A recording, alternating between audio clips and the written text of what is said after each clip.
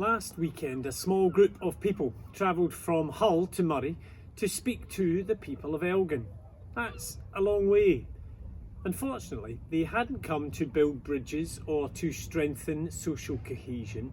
Instead, their aim was to stoke division, to separate and to alienate.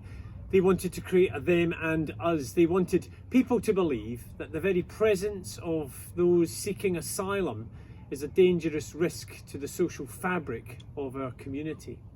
And this was how Elgin responded.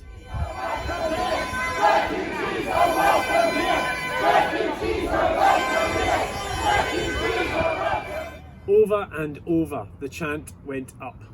Refugees are welcome here. Refugees are welcome here. The response and the reaction could not have been more clear or emphatic. It could not have been more encouraging, reassuring and affirming. On more than one occasion, I found myself feeling quite emotional as I looked around this diverse group of people who probably wouldn't see eye to eye on lots of things, politically, socially or theologically. But on this, there was no disagreement. With one loud, relentless voice, the message was unequivocal. Refugees are welcome in our community. And yet, I've been challenged by our misguided visitors.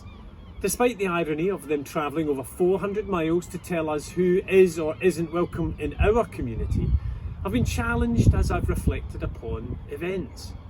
I'm not challenged by their ill-informed ideology that draws on fears and ignorance.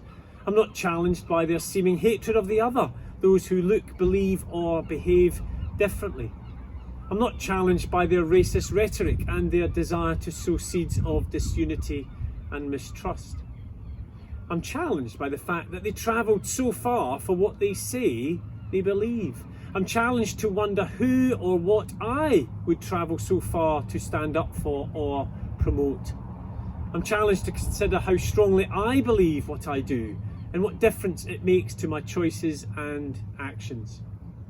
What I do believe is that our community is a better, richer place for this opportunity to welcome those who have fled conflicts and persecution.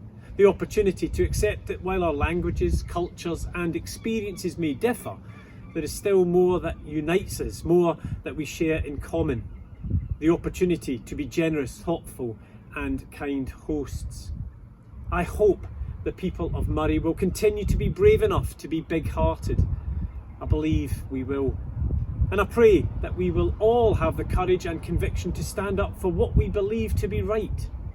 I'm just not sure we need to be heading off to tell the people of Hull.